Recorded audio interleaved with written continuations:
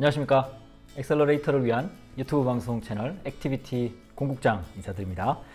오늘은 다들 고민하고 있는 이야기를 좀 들려드릴까 합니다.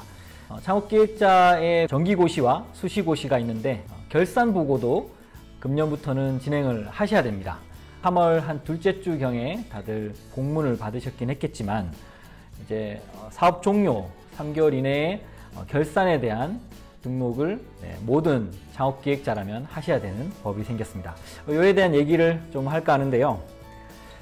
창업기획자가 결산보고를 그간 하진 않았습니다. 별도로 이걸 법에서는 하게끔 요구하고는 있었지만 별도의 제재 조건이 없었기 때문에 크게 신경 쓰지 못하고 넘어왔던 게 사실이긴 합니다. 근데 지난 2020년 8월 제정된 벤처투자 촉진법에 따라서 이제 모든 창업기획자는 결산보고를 해야만 하는 의무조항이 생기게 됐고요. 벤처투자 촉진에 관한 법률 31조 창업기획자의 결산보고에 따라서 사업연도 종료 후 3개월 이내 결산서를 중기부 장관에게 제출하여야 한다 라고 하는 의무조항으로 들어가게 됐습니다. 이에 따라서 결산보고서는 재무구조를 확인할 수 있는 재무 확인 서류를 포함해야 되는데요. 보통 재무제표나 현금흐름표를 얘기하고 있습니다. 그리고 이런 결산서에는 회계법인의 감사 의견서를 첨부하도록 되어 있습니다. 사업연도 종료 3개월이니까 3월 말까지를 의미하는 것 같습니다. 그리고 3월 말 결산보고서와 회계법인의 감사 의견서를 첨부하게끔 요구되어지는 거죠. 내용을 좀 더 들여다보겠습니다. 감사 의견서는 담당 회계사를 포함한 감사인의 창업기획자의 주식을 보유하거나 혹은 주식 매수 선택권을 취득하는 등 창업기획자와 이해관계가 있는 경우는 감사 의견서에서 제외한다고 되어 있습니다. 그러니까 이해관계가 없는 일반 회계법인의 감사 의견서를 요구하고 있습니다. 그리고 이런 결산보고서는 전자공시, 그러니까 빅스 시스템에 등록을 하도록 되어 있는데요. 여기서 좀 혼란을 일으키고 있습니다. 감사 의견서가 도대체 뭐냐? 감사 보고서면 보고서지 감사 의견서라고 하는 게 도대체 무엇이냐라고 하는 이야기들이 많이 오가고 있습니다. 감사 의견서라 하면 결국 회계법인이 이런 내용으로 감사를 하였고 크게 문제 없다라고 하는 회계법인의 서명이 들어간 의견서입니다. 감사 의견서를 만들어내기 위해서 앞서 현금흐름표와 재무제표 같은 재무적 상황을 보여주는 여러 차트들이 있어야 됩니다. 그리고 그 차트들을 회계법인이 검토를 하고 감사 의견서를 쓰는 것인데요. 이런 회계의 전반적인 내용을 갖추지 못했다면 그 내용은 감사 보고서와 같이 가름할 수 있을 것 같습니다. 그래서 감사 의견서를 제출하도록 되어 있긴 하지만 감사 보고서에 준하는 내용의 결산보고서를 창업기획자 결산보고로 등록을 해야 되는 상황입니다. 이번이 처음이기 때문에 굉장히 혼란스러울 것 같습니다. 그리고 기존 법인이 하고 있는 여러 창업기획자의 업무 외에도 다양한 업무를 하고 있었기 때문에 그런 모든 업무를 포함한 결산보고서를 제출하라는 게 약간은 부담스러운 부분이 있을 수도 있습니다. 창업기획자를 정의할 때 창업 발굴, 투자, 그리고 보육과 같은 활동을 수행하는 자를 창업기획자로 정의하기 때문에 결산보고서의 내용이 창업기획자와 관련된 흐름으로 작성되어진다라고 정부에서는 정의를 내리고 있는 거고요. 그에 따른 결산보고서를 요구하고 있는 것입니다. 아무래도 저희가 벤처법 시행 이후에 투자와 관련된 조건들이 굉장히 완화가 됐습니다. 개인투자조합과 벤처투자조합을 모두 설립할 수 있게 되었으며 그리고 투자에 대한 조건, 이제 3년 미만이라고 하는 조건 역시도 포션으로 나눠서 좀 더 넓게 창업투자를 할 수 있는 그런 위치와 자격이 주어졌습니다. 이에 따라서 그만큼의 책임 또한 정부에서는 강조를 하고 있습니다.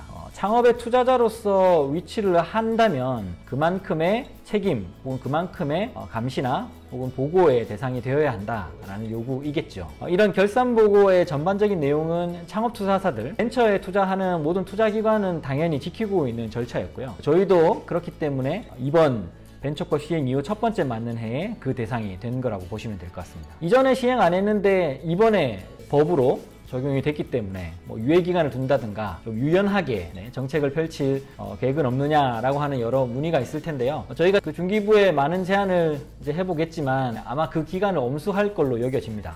향후에 작업들이 현실적인 상황을 반영하지 못하고 있거나 굉장히 어려움을 많은 창업기획자들이 얘기하고 있다고 하면 저희가 그런 의견들을 취합해서 조금 더 개선된 정책 방향, 개선된 제도로 요구를 하고 또 변경을 할 수 있을 것 같습니다.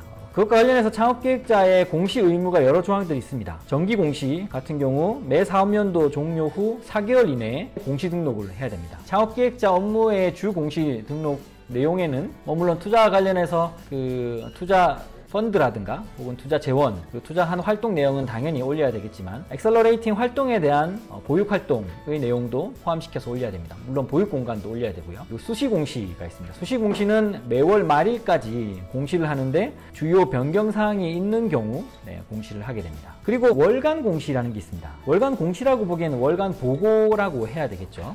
다들 모르고 계실 겁니다. 그리고 의무사항도 아니었기에 크게 개의치 않으셨습니다. 월별 업무 운용 사항을 중기부에 그러니까 매월 7일까지 보고를 하게끔 되어 있습니다. 근데 이 부분은 강조하진 않습니다. 왜냐하면 별도의 제재 조건이 없기 때문이겠죠. 앞서 이제 정기 공시와 수시 공시 같은 경우에는 제재 조건이 있습니다. 특히 정기 공시나 수시 공시는 과태료 기준도 포함되어 있는데요. 사업 종료 후 3월 안에 결산서를 제출하지 않는 경우 1차 위반 300만 원, 2차 위반 500만 원, 3차 위반 1000만 원으로 되어 있습니다. 1, 2, 3차의 이야기는 첫 해년도 위반했을 경우 300만 원 우선 벌금을 물고요. 그리고 두 번째 해까지도 지키지 않았을 경우 500만 원의 벌금이 나가게 되는 겁니다. 이렇게 해를 넘겨서 지키지 않았을 경우 과태료가 물게 되고요. 결산서를 거짓으로 제출할 경우는 3천만 원까지 벌금을 물리도록 되어 있습니다. 정기 공시나 수시 공시를 하지 않았을 경우 1차 위반 300만 원, 똑같이 2차 위반 500만 원, 3차 위반 1000만 원입니다. 공시를 거짓으로 한 경우는 같은 조건에 3천만 원의 벌금이 물리도록 하고 있습니다. 저희가 이런 벌칙의 조항들이 추가가 되고 벤처 창업계의 투자자로서 어느 정도 위치를 해라라고 요구받은 이상 지킬 건 또 지켜줘야 될 것 같습니다. 그리고 이런 사항들이 우리가 주장했던 투자의 주체로서 창업 생태계의 엑셀러레이터 위치를 찾고자 하는 그런 요구 사항들이 반영된 책임이라고 보시면 좋을 것 같습니다. 결산서 작성에 어려움이 있고 감사보고서 제작에 다소 혼란이 있을 수는 있겠지만 앞으로 하나씩 그런 조건들을 잡아가는, 맞춰가는 과정이 필요할 것 같고요. 그리고 저희같이 작은 펀드를 운영하는 그리고 아주 소소한 활동들을 복합적으로 많이 해야 되는 엑셀러레이터일 경우 중기부에서 제시하는 이런 기준들이 현실과 맞지 않을 수도 있습니다. 그럴 때 많이 좀 목소리를 내야 될 것 같고요. 그리고 현실성 있게 현장의 어떤 니즈를 반영한 정책이 바로 잡히고 실행되어야 될 것 같습니다. 협회 차원에서 결산 보고와 관련된 설문을 쭉 돌리고 있습니다. 사실 300여 개 넘는 엑셀러레이터가 본 작업을 진행하면서 모두들 다 애로가 있을 거라 생각이 드는데요. 협회가 하고 있는 설문이나 혹은 업계의 의견들을 조사하는 데 많이 참여해 주시고 그리고 의견도 많이 주십시오.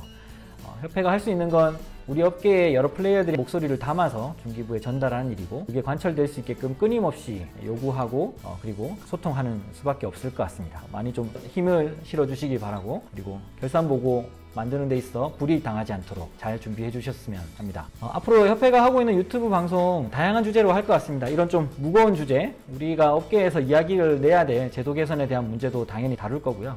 그리고 관심 가질 만한 여러 이슈들도 함께 다룰 테니까 관심 있게 저희 유튜브 방송 지켜봐 주시고 그리고 많은 의견 주십시오. 오늘은 결산과 관련된 내용 이야기 드렸습니다. 궁금한 사항 있으면 언제든 연락 주시고 고맙습니다.